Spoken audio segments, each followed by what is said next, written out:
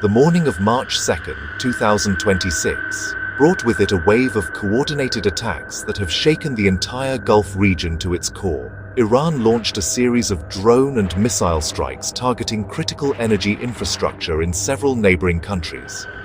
The most significant of these assaults was directed at Saudi Arabia's Ras Tanura oil refinery, the largest such facility in the country, located in the eastern province. This refinery is a titan of the global energy market, with a processing capacity of 550,000 barrels per day. The world watched with bated breath as reports of the attack unfolded, signaling a dangerous escalation in the ongoing regional tensions. Although Saudi air defense systems managed to intercept 2 of the incoming drones, the threat was not entirely neutralized.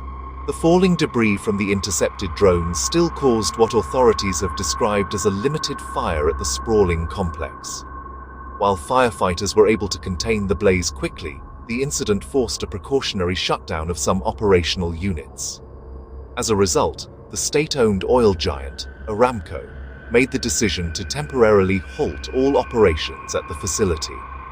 This immediate disruption at one of the world's most important oil installations sent a clear and alarming message about the vulnerability of the global energy supply chain and the potential for severe, long-lasting consequences. The assault on Ras Tanura was not an isolated event, but part of a much wider, orchestrated campaign of aggression. In nearby Qatar, drone attacks struck the industrial cities of Ras Laffan and Mesaieed, home to the world's largest liquefied natural gas production facilities. One drone hit a water tank at a power plant in Mesaieed, while another targeted an energy facility in Ras Laffan. The impact was immediate. Qatar Energy, a global leader in LNG, was forced to halt all production. These simultaneous strikes on both Saudi oil and Qatari gas infrastructure demonstrate a calculated effort to cripple the energy heartland of the Middle East. The day's chaos extended even further, underscoring the broad scope of the attacks. Near Riyadh, the Saudi capital, 5 hostile drones were successfully intercepted near Prince Sultan Air Base, a strategic site that also hosts United States military personnel. While major disaster was averted, falling fragments caused minor damage. The aggression spilled across borders, with a drone striking the American embassy compound in Kuwait and fires breaking out at luxury hotels in Dubai, UAE, amidst the turmoil. This widespread violence has resulted in a tragic human cost, with reports of at least 6 people killed and over 100 wounded across the Gulf, many of them migrant workers caught in the crossfire. The immediate aftermath of the attacks sent powerful tremors through global financial markets, with the energy sector experiencing the most violent jolts. The price of Brent crude oil, a key international benchmark, surged dramatically.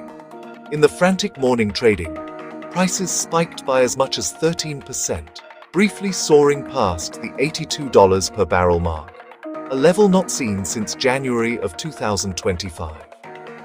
Although the price later settled to a slightly lower figure of around $79 per barrel, the market's initial panic-driven reaction laid bare the profound anxiety over supply disruptions.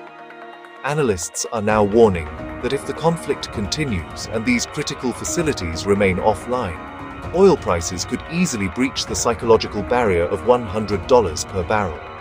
The impact was not limited to oil. The sudden halt of production in Qatar, the world's foremost supplier of liquefied natural gas, sent natural gas prices skyrocketing. In Europe, the Dutch TTF benchmark, a critical price indicator for the continent, leaped by a staggering 25%. The situation was even more dire in Asia, where the JKM benchmark, the primary price reference for the region, shot up by an astonishing 39%. This price explosion creates a dual energy crisis, threatening to drive up electricity bills and heating costs for millions of households and businesses across Europe and Asia, which rely heavily on Qatari gas, especially as they head into the final weeks of winter. The physical movement of energy has also been severely impacted, creating choke points in the world's most vital shipping lane. A growing number of oil tankers are now accumulating near the Strait of Hormuz, a narrow waterway through which a significant portion of the world's oil supply must pass. Many shipping companies, wary of the heightened risk of attack, are instructing their vessels to avoid the area altogether. This hesitation is causing a logistical nightmare and delaying crucial energy deliveries worldwide. The risk is now being priced into every voyage, with insurance rates for tankers transiting the Gulf having surged, adding another layer of costs that will ultimately be passed on to consumers. For ordinary people, these high-level market dynamics translate into tangible, everyday concerns. The most immediate effect will be felt at the gas pump, where rising crude oil prices will inevitably lead to higher fuel costs for drivers. This impacts not just personal travel, but the entire economy, as transportation costs for goods will increase, contributing to broader inflation. Families may find their household budgets squeezed by higher energy bills for heating and electricity. The economic instability created by the conflict could also affect job security and consumer confidence, creating a ripple effect that extends far beyond the initial attacks and touches lives in every corner of the globe. In the wake of the attacks, Saudi Arabia has placed its military on the highest level of alert. The nation's leadership has responded with strong words, reflecting the gravity of the situation. Crown Prince Mohammed bin Salman issued a stark warning that any further targeting of the kingdom's vital oil infrastructure would be met with firm retaliation. This declaration signals a hardening stance and raises the stakes in an already volatile region. The Saudi Ministry of Energy, while confirming the temporary halt at Ras Tanura, has attempted to calm domestic fears by stating that the incident would not impact the local supply of fuel, though the international picture remains far more uncertain and precarious. The diplomatic fallout was swift, with regional bodies and international partners moving to condemn the attacks. The Gulf Cooperation Council, which includes Saudi Arabia, the UAE, Qatar, Kuwait, Bahrain and Oman, held an emergency meeting to formulate a unified response. The Council issued a powerful statement denouncing what it termed Iranian aggression and affirming the right of member states to self-defense.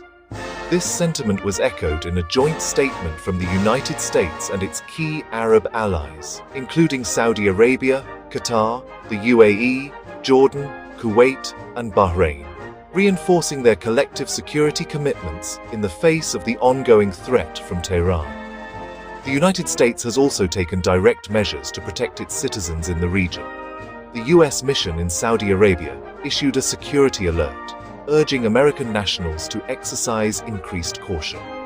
Specifically, the embassy advised against all non-essential travel to military sites and areas near the country's borders.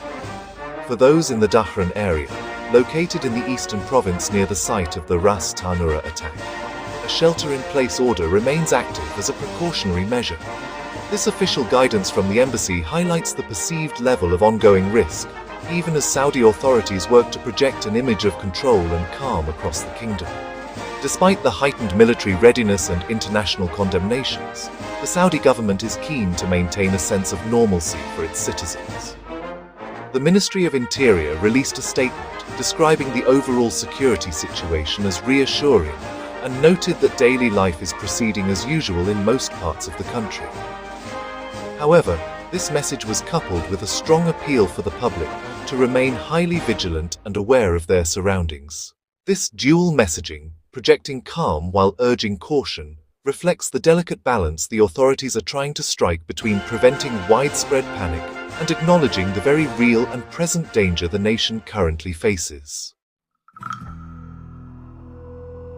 The escalating conflict has cast a dark shadow over the sacred journey of Umrah, a pilgrimage undertaken by millions of Muslims to the holy cities of Mecca and Medina.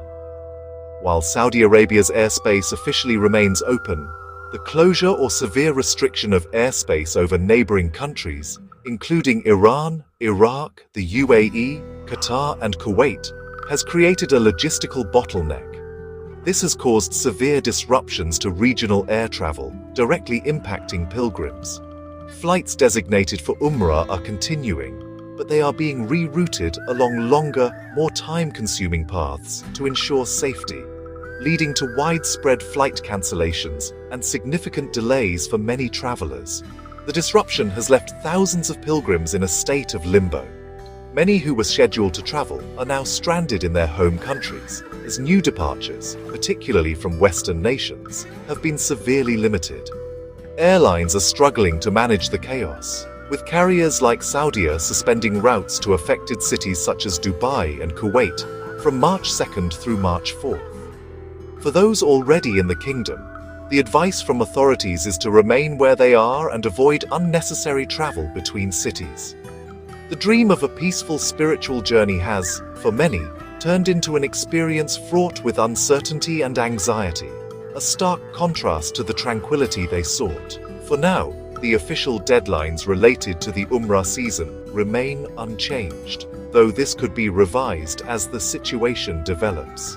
The cutoff for visa issuance is still set for March 18th to 20th, and the final date for entry into Saudi Arabia is slated for April 2nd to 3rd. Pilgrims with existing plans are strongly advised to constantly check the status of their permits and bookings through the official Nusuk app. The current recommendation from travel experts and authorities is for anyone considering new Umrah travel to postpone their plans until the regional security situation becomes clearer and more stable, prioritizing personal safety above all else. In these challenging times, it is crucial for everyone, especially those with travel plans, to stay informed through reliable and official news sources. Avoid spreading rumors or unverified information, which can create unnecessary panic.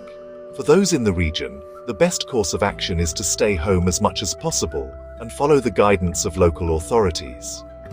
While routine life continues in many areas, a heightened sense of caution is essential. It is a moment for patience, for prayer for peace to prevail, and for trusting that, with vigilance and care, the situation will eventually return to normal, allowing the sacred journeys to resume in safety.